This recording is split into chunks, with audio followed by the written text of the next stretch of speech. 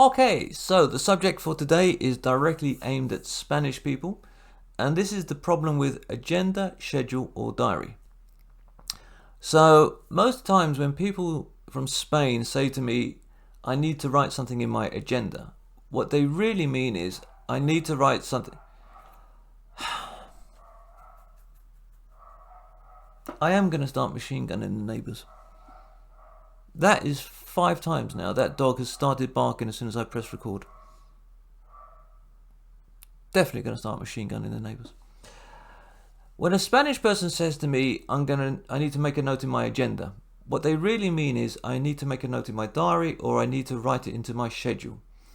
Because an agenda in English, yes, it can be a way of saying diary, but generally speaking, agenda is a list of things to be done during a meeting. So you might go to a business meeting and they say, okay, on the agenda for today, we are going to talk about the budgets, we're going to talk about manning, we're going to talk about price cuts, we're going to talk about this. That is an agenda. Okay?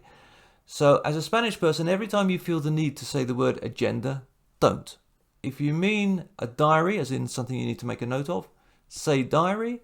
Or if it's something that you need to book into a time slot, it's I need to schedule this.